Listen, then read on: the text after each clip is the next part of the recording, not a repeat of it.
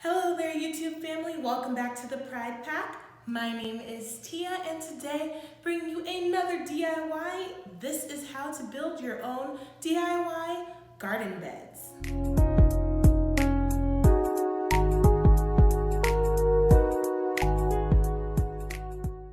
All right, you guys, so this should be a pretty simple and easy DIY.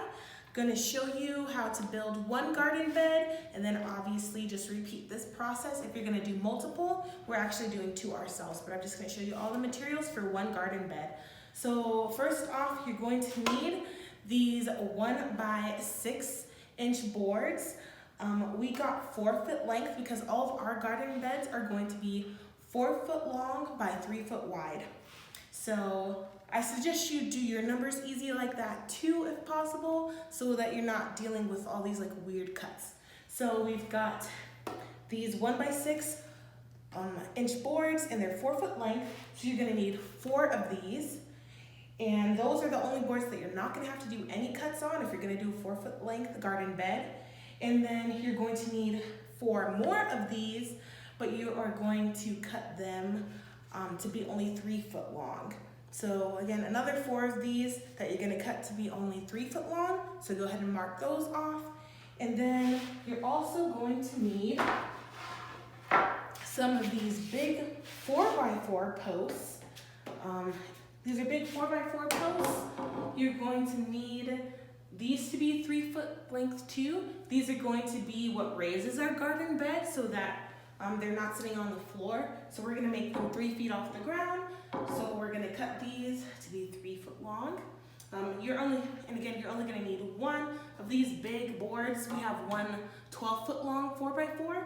You'll only need 1 of them for each garden bed. And then lastly, you are going to need some of these 1x4-inch boards. We have 8 foot long boards because again, we are making these 3 foot long. These are going to go under the garden bed, like slide as slats to sort of form a base at the bottom of the garden bed. So again, you're going to need these 1x4-inch, 8 foot long ones that you're going to cut into 3 foot planks. And you can use as many of these as you want.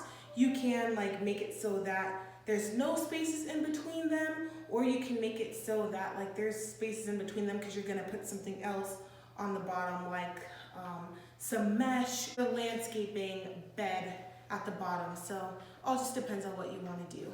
So right now, just go ahead and mark all your boards so that you can cut them all at the same time. So again, I'm just starting off by cutting the boards. This is my 1x4 board that forms the base of the bed. I ended up using 4 for the bed, with each being 3 foot length. And so once you cut them, you're gonna have 8 slats to go under your bed.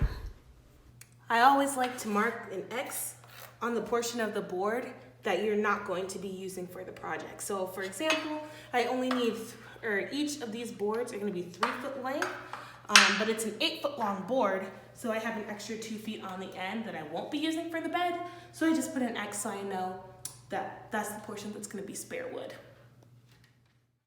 So now that you have all of your boards cut, you're going to start by sort of arranging all of the big 4x4 posts into their positions.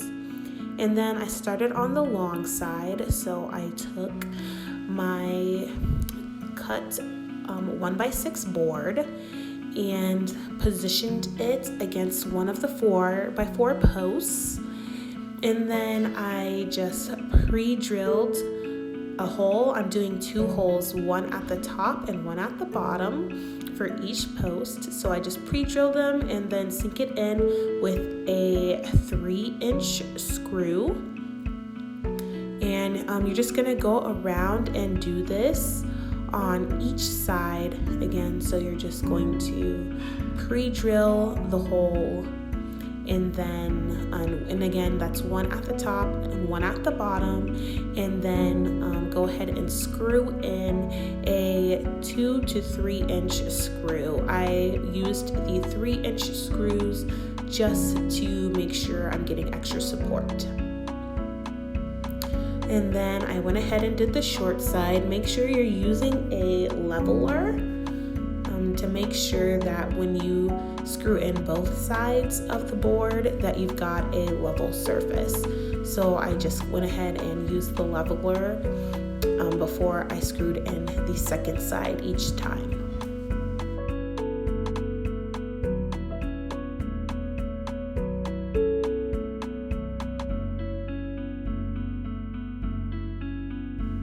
Okay, so once you have gone all the way around for the first layer of boards and you have the full shape, you're just going to go back around and do the same thing to create that second layer of boards. So I used a little bit of wood glue in between the seams where the top and the bottom board were going to touch, and then went ahead and pushed them together, and I had Patricio hold the boards together while I went ahead and drilled in the screws.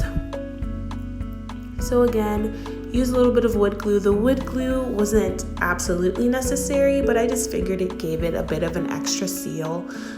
We didn't have clamps that were long enough to clamp the boards together, so I would suggest to get those if possible, but if you can't, that's totally fine.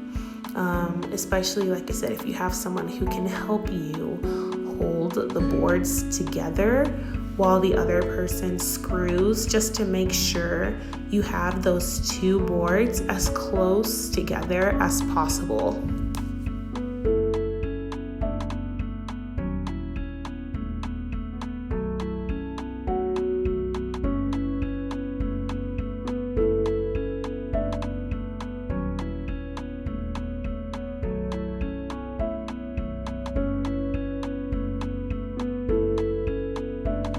Okay, and then lastly, you are going to take your 1x4 boards and you're just going to arrange them however you want it. You can see I used 8 of the 1x4 boards cut to 3-foot lengths for the bottom. So go ahead and flip your garden bed over and arrange them. I did leave little slats in between mine. Again, you can use as many or as little boards as you would like. So if you didn't want there to be any gaps, just up the amount of the 1x4 boards that you use, or you can have bigger gaps if you're going to use like some chain link or a lot of mesh at the bottom. Just remember that whatever you do, you need to make it so that your garden bed can drain water at the bottom. So just be careful of trying to use only like landscape fabric and leaving super huge slots, because you could make it really hard for the garden bed to drain water when it's being watered. So just keep that in mind and just choose the best option that works for you. You could always try something and then change it later. But we just used 1 screw on each side of the boards. So just 1 screw will be enough to hold that in place at each side of the board.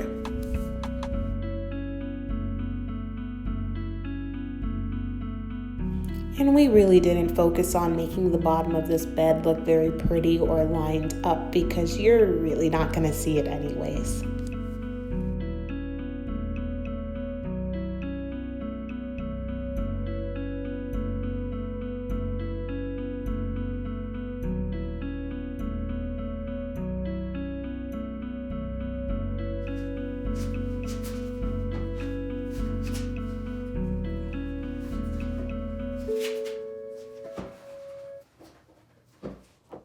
Okay, you guys, so here is the final product. I did record the rest of that video quite a couple of weeks ago now, probably a couple months actually. I started a new job, so I've been very busy with that new job, so that's why you haven't seen a YouTube video from me in a while. But yeah, let me show you the garden box. this is it. We finally had our backyard landscaped. So we actually had, you can see a pole. We had them install irrigation so that it does its own automatic watering. But yeah, this is the box. We did have to put this white fencing around it because one of our dogs still managed to jump up into this garden box even though it is 3 feet off the ground, and he began trying to nap in it. So we put these fencing around the box to protect our plants, which are doing very well. And I will show you the other box. So again, same thing. I have Halloween decorations up right now, but it is the exact same. So yeah, I think they turned out very, very nice. All right, you guys, so let me know what you guys think.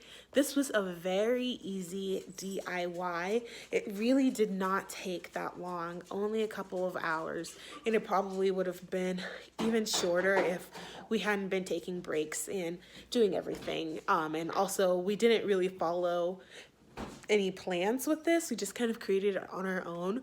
So especially if you're just gonna follow this tutorial, it should really only take you a very short amount of time. Let me know if you want me to do like a garden tour to like show you what we actually planted. Let me know if you'd be interested in something like that. Also, our backyard is landscaped, so let me know if you want to see a video on our backyard as well. And if you enjoyed this video, please give me a thumbs up. We hit 100 subscribers, so that is awesome. Thank you to everyone who's still been subscribing and watching my videos, even though I haven't been posting lately. I'm going to get back into it, I promise. If you aren't subscribed yet, you're getting to the end of my videos and you enjoy the content, you want to see more DIY, more decorating, please subscribe to my channel. And if you would like to receive notifications for whenever I post a video, please do not forget to hit that bell icon.